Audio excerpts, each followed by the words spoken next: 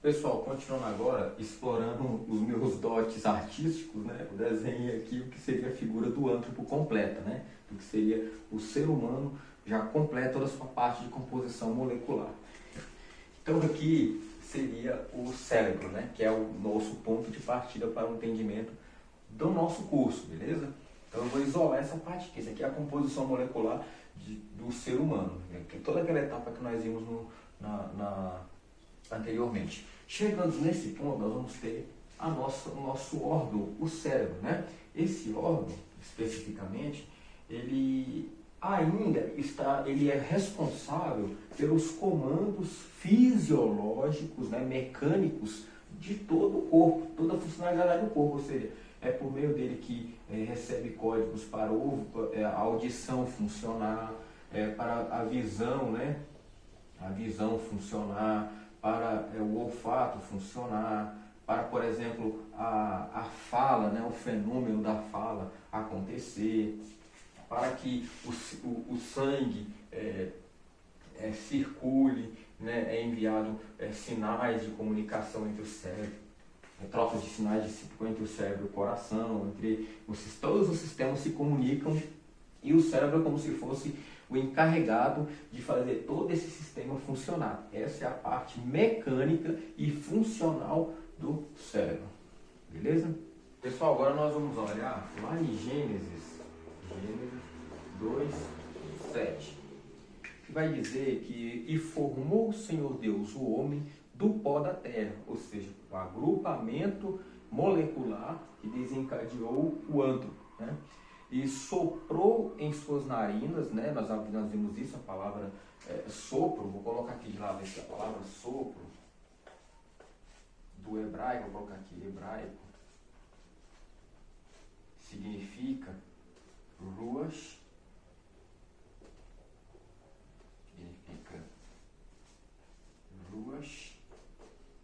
que significa ao mesmo tempo espírito.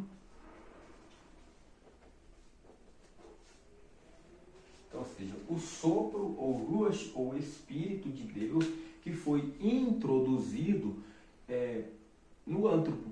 Aí quando fala soprou em suas narinas, as narinas, ela há uma importante relevância, que eu não sei se é cabível para o nosso curso, né? Mas eu vou deixar esse entre parênteses essa informação, porque as narinas, todo o ar que você respira por meio das narinas, ele vai direto para o seu cérebro. Então, ou seja, por isso que um bebê recém-nascido, ele é estimulado, né? Os pais estimulam ele a praticar a respiração por meio das narinas. Então, quando o bebê ele está chorando, por exemplo, abrindo o berreiro, então ele não está respirando pela boca, ali ele está respirando pelos narizes. Por isso que os médicos falam que é recomendável a criança deixar ela chorar um pouquinho, porque enquanto ele está chorando, ela está provocando a respiração nasal e desenvolvendo o seu cérebro, dando ar para o seu cérebro.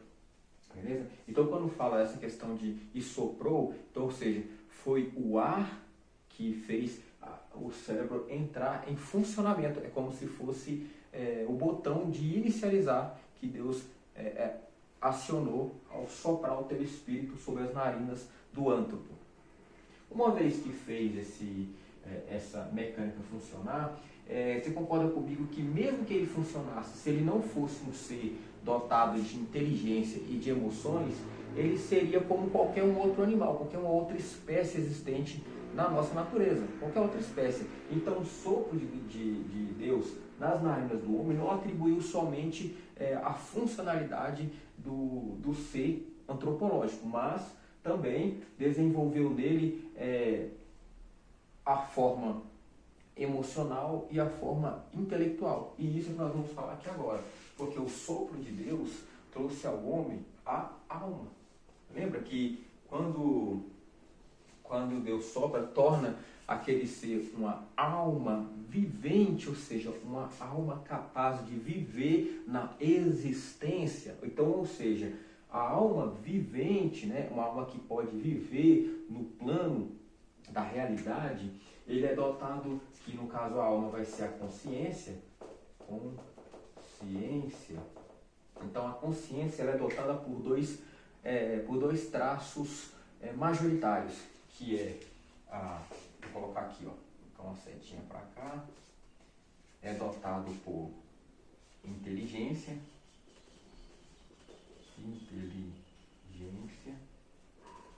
barra emoção. Inteligência barra emoção. Esse é o filtro natural que eu e você temos por meio da nossa consciência, por meio da nossa alma. Ou seja, o que é e o que é a alma. É o que eu vou explicar para vocês agora. Então vamos lá. O que é a alma? Primeiro nós aprendemos já que a alma ela é a consciência. Então vamos colocar aqui. Consciência.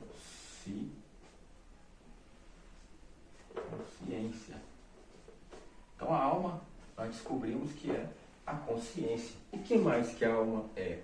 A alma, do que é formado a alma? A alma ela é um ser espiritual. Então a alma ela é espírito. Ela procede de um Deus que é espiritual. Igual nós fizemos menção do Evangelho conforme escreveu João, no capítulo 4, versículo 24, vai falar que Deus ele é espírito, né? E lá o versículo vai dizer assim, Deus é espírito, importa que seus adoradores o adorem em espírito e em verdade. Então, Deus que é espírito, a sua essência, ela é espiritual. Então, o sopro, o espírito que é soprado na criação é espiritual. Então, ou seja, a alma ela é espiritual. Ela é uma consciência espiritual. Por isso que quando a gente morre, né, a nossa alma ela volta para Deus. Aquilo que Deus, o sopro que Deus deu, volta para Ele. Né? E aí os nossos pensamentos, nossas ações, um dia serão julgadas diante do Senhor. Né? Lá em Apocalipse vai falar do juízo, do dia do grande juízo, onde ficaremos frente a frente com o trono de Deus, nossas obras serão julgadas, enfim. Então, ao que se apresentará diante de Deus, não é o nosso corpo físico feito por matéria, ao terminar o seu prazo existencial, ele vai deixar de existir.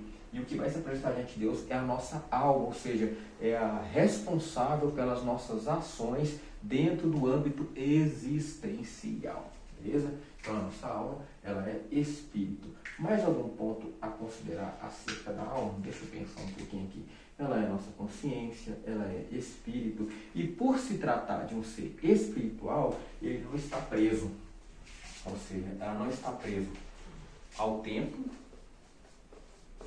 e nem ao espaço. Você lembra que nós fizemos, voltando a falar daquele anagrama que nós fizemos no vídeo introdutório, que ele é mais ou menos assim, só para relembrar vocês aí, ele é assim. Para quem não viu, aqui esse pontinho vai ser o macro, esse pontinho vai ser o real, ou visível, né? Visível, e aqui vai ser o micro. E aqui é o mundo espiritual.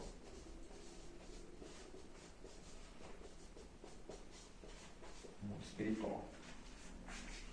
A alma, ela está ligada a esse fator aqui, micro ou macro, ou seja, ela não é visível nos olhos da realidade. Ela é invisível, ela não possui forma, eu coloquei também, tempo, espaço, nem possui forma, é importante também destacar. A alma ela não possui forma, ela não está presa ao espaço, nem está presa ao tempo. Entretanto, colocar aqui entre aspas, essa alma ela está presa a um receptáculo, a um recipiente, que é o nosso corpo. Então essa alma, esse ser que é espiritual, que não está preso dentro do estado visível ou real da matéria, ele está preso dentro de um corpo, que esse corpo ele está preso, que é formado de matéria, dentro do tempo, do espaço e possui uma forma. Então, ou seja, uma procedência espiritual que não estava antes preso dentro desses critérios, agora está sobre um exílio, né? Está exilada a cumprir um período dentro desses fatores aqui, dentro desses fatores de relevância. Então, ou seja, imagine agora uma consideração que eu quero fazer. Vamos lá. Bom, essa alma antes, ela não estava presa nem ao tempo, nem ao espaço e nem em uma forma. Agora ela está presa. Só que é o seguinte, a sua existência não está condicionada, por exemplo, vamos analisar por parte, ao tempo. Olha, a sua alma não está presa ao tempo. Entretanto, agora ela está. Então, o que acontece? Essa condição unificada ao corpo, ou ao antropo, né? Vai desencadear o que? Na consciência do ser humano. Agora vamos ver a parte da consciência. Consciência. Vamos ver a parte da consciência. O tempo dentro do corpo, né? O tempo juntamente com o corpo, vai desencadear na consciência do ser humano o que? O medo de morrer. O medo de morrer. Por quê? A sua alma tem consciência de que seu corpo, né? Uma hora ele vai se findar por causa do tempo. Então, ou seja, a primeira coisa que vai desencadear é o medo de morrer. Qual que é o efeito colateral desse medo de morrer? O tempo se torna o seu pior adversário. Você vai achar que o seu tempo ele está curto, então você tem que fazer muita coisa, você tem que explorar o máximo do seu potencial, porque o seu tempo é curto. Se você não explorar o tempo, vai passar, você vai morrer e você teve uma passagem existencial sem significado. Isso nessas condições que eles estão apresentando. Então, você vai entender o quê? O medo de morrer vai fazer com que sua consciência trabalhe pensando que o tempo está se esgotando. Pessoal, outra consideração importante da gente acrescentar aqui nesse ponto é o seguinte: esse medo de morrer vai desencadear na sua consciência, né, ou no seu cérebro, né? Vamos chegar lá. Mas aqui, vamos começar na sua consciência, o senso de que eu tenho que colocar o meu cérebro, a minha mecânica corporal, em estado de alerta, em constante alerta, porque a qualquer momento eu posso morrer, então eu tenho que correr atrás do tempo. Ou seja, esse medo de morrer desencadeia no ser humano, por exemplo, um princípio de ansiedade. Mas nós vamos chegar lá, não é o ponto ainda, eu estou já colocando passos lá na frente, mas vamos voltar aqui onde nós estávamos para entender. Então, o seu corpo ele trabalha em estado de alerta para prevenir e para preservar a sua existência, a sua sobrevivência, tá? O seu cérebro, dentro desse contexto, ele vai trabalhar rigorosamente para preservar a sua integridade física, a sua sobrevivência. Segundo ponto agora, espaço. Espaço, corpo, é igual a... Antes, a sua alma não estava condicionada a um espaço. Por ser um ser espiritual, ela não ocupava um espaço específico, né? Então, uma vez que ela foi condicionada dentro do receptáculo, dentro de um corpo, agora ela está limitada. Eu e você somos limitados. Nós não podemos estar em todo lugar que queremos ao mesmo tempo. Então, ou seja, se estamos limitados dentro de um corpo, logo isso vai desencadear o que de nós? Vai desencadear a falta de liberdade ou simplesmente prisão. O senso de prisão, esse senso de prisão, ele vai existir conosco enquanto existimos na face da terra. Estamos aonde estamos, sentimos que somos livres, entre aspas. Eu não tenho liberdade, por exemplo, a pegar e ir daqui para o outro lado do mundo, conhecer as maravilhas do mundo, não consigo conhecer as paisagens naturais existentes na Terra. Então vai ter pessoas que vai conhecer, vai viajar o mundo inteiro, vai conhecer tudo, e vai ter outras pessoas que não vai conseguir conhecer nem sua própria cidade, porque não vai ter tempo, porque está preso a um espaço, né? Se sente com falta de liberdade ou dentro de uma prisão. E agora vamos à última questão da forma. O corpo é igual. Agora, o seu corpo ele possui uma forma específica, ou seja, ele está preso dentro do âmago, sua alma, né? Então, ou seja, ele está preso dentro do receptáculo que possui limites estruturais, geográficos, né? Ou seja, a minha perna não vai crescer, vai continuar crescendo toda a vida, o meu corpo não vai continuar crescendo toda a vida. Então, ou seja, eu tenho um limite de crescimento, eu tenho um limite de desenvolvimento, eu chego no meu pico, eu não cresço mais, né? Eu desenvolvo mais. Então, ele está preso a uma forma corpórea, né? Que não vai exceder, não vai aumentar, não vai se desenvolver. Então, entra aquela questão da perca, né? que já entra na perca da identidade. E o que isso reflete? Se formos analisar ao longo da história humana, nós vamos perceber que em vários momentos a forma física ela mudou daquilo que era o agradável, daquilo que era o bonito. Por exemplo, na Idade Média, por exemplo, na época imperial, né, na época monarca, né, nós vamos observar também que uma das características do monarca para ser de boa aparência era o sobrepeso. Quanto mais sobrepeso a pessoa tinha, mais a pessoa apresentava ser bonita, ser saudável, ser rica, né? E quanto mais magra a pessoa fosse, que a pessoa tivesse os seus músculos definidos, não era um sinal de beleza, era um sinal de que a pessoa não se alimentava direito, não tinha os seus cuidados essenciais básicos, entende? Então, a gente percebe que ao longo do desenvolvimento da humanidade, foi se atribuído o fato da pessoa ter sobrepeso como algo bonito.